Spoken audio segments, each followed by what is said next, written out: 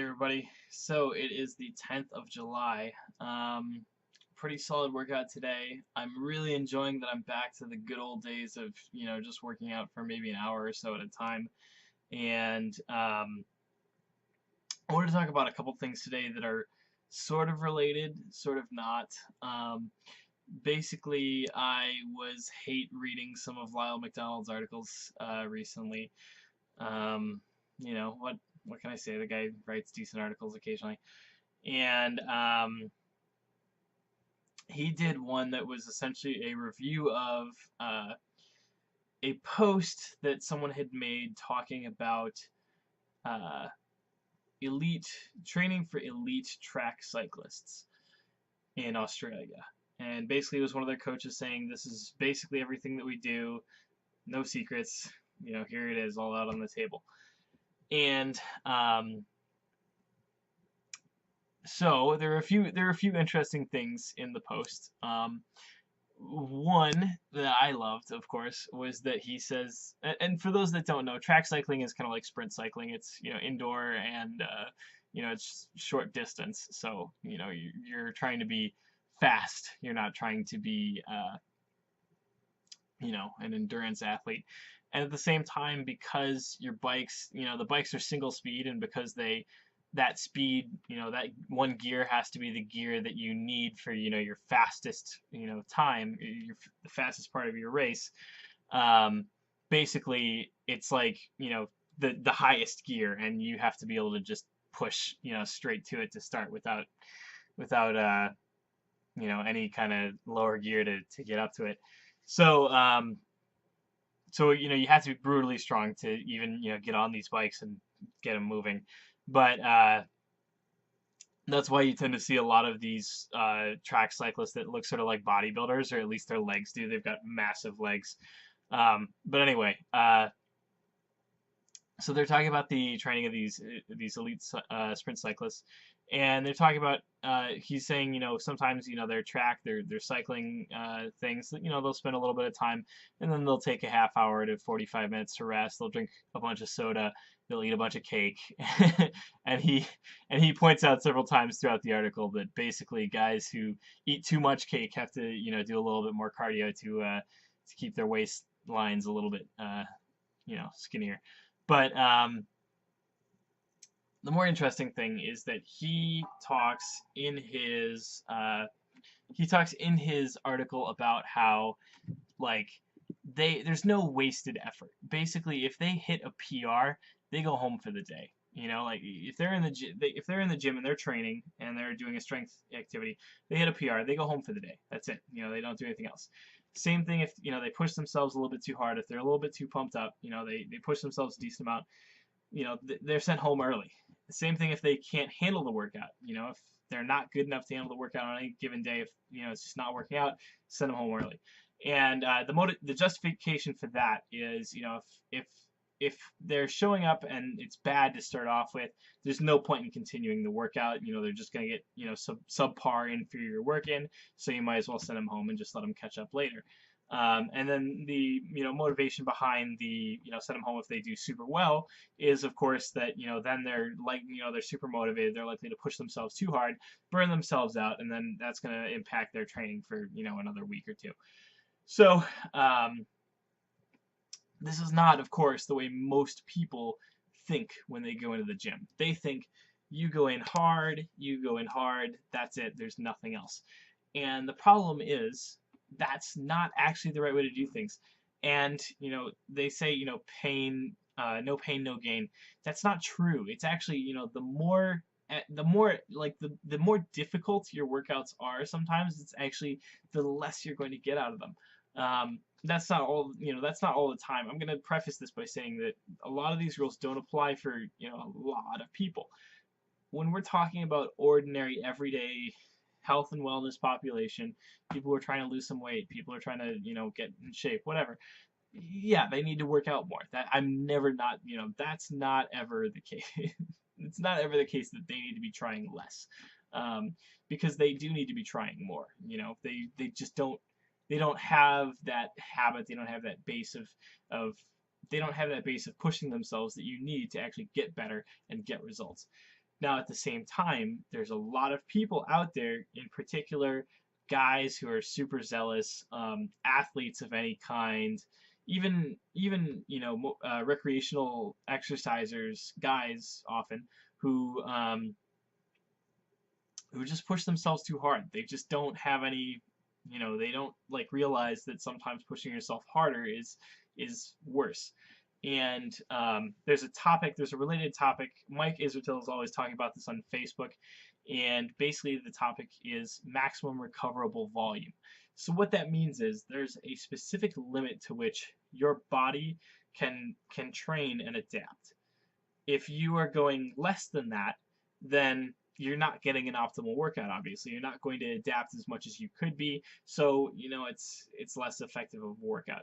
At the same time, there's also the possibility of going past your maximum recoverable volume. And what that's saying is that you are giving your body too much at once. You're giving it so much that it cannot recover properly by the time you do the next workout. That's going to either impact your next workout, or again, it can have all kinds of different effects down the chain. And so if you are going past your maximum recoverable volume consistently, that's when you're going to burn out. That's when you're going to fall off. That's when you're not going to see the results you're looking for, and you're going to get you're going to get worse results even though you've done more work. Related is the concept of like overtraining. People think overtraining, if I do this it'll be overtraining and then I'm screwed. Overtraining exists, but it's not what most people think it is, and it's not likely to happen to most people. There's what we could call acute overtraining, which is basically just you feel beat up for a little while because you've just been doing some hard workouts. That's not really overtraining. Overtraining is really a long-term thing where you've been beating yourself so hard for so often for so long that basically you work yourself into a point where your body kind of shuts down a little bit in terms of its response to exercise, and you are not getting the same results at all. Your performance is going down, and basically it can take a long time to recover from that. You might need a few weeks off. You might need a few months off. And you might experience psychological disturbances, depression, things like that as a result. So basically the topic of, can you recover from a workout? It's, yes, your ability to recover is a lot more plastic than most people think. It's not like it's set in stone and it's just, that's it, you're done. But, when you have a certain, like, say your maximum recoverable volume is this, and then with each workout, you inch it upwards a little bit, until, you've got these elite athletes who've got huge maximum recoverable volumes. But even then, they can overwork themselves. They can push themselves way too far. And that happens. It happens all the time. I would say, honestly, if you are doing 2, 3, even, I guess I've never heard of anyone doing 4-hour long workout. Well, no, that's not true. I have. But if you're doing, 3, 4-hour long workouts, chances are, and you're not an elite, world-class athlete getting world-class results, chances are either A, you don't have the genetics for that, or B, you're trying way too hard and you need to back off.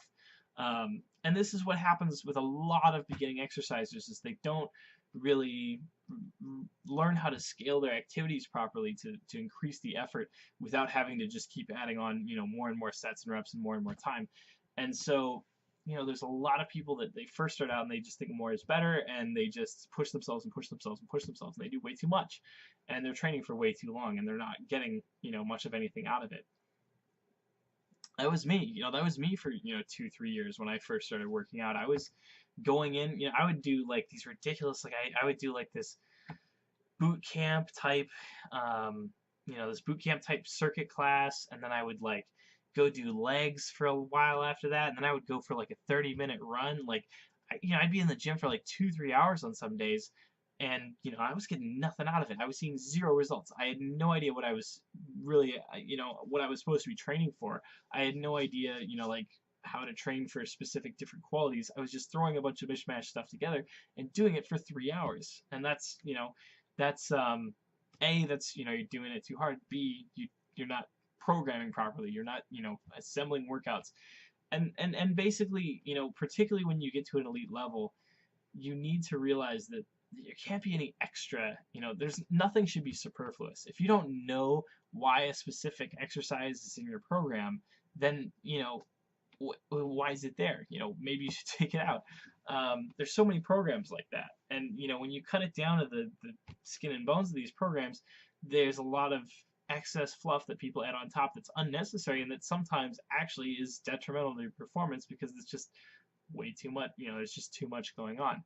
Um, Now, so the question is, how much is too much? How much is too little? And there's no easy answer to that, of course. It varies from person to person. There's no hard and fast rule. You get people all the time asking, if I do X, Y, and Z, is that going to be overtraining? If I do X, Y, and Z, is that going to be too much to recover from? Well, how can I tell? What's your body used to? What have you been doing in the past?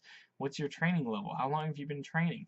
Why are you doing X, Y, and Z in the first place? What are you looking to improve at? What are there's just so many little variables involved. So you can't say, with certainty what is and isn't too much, and what is and isn't too little. And people get better over time.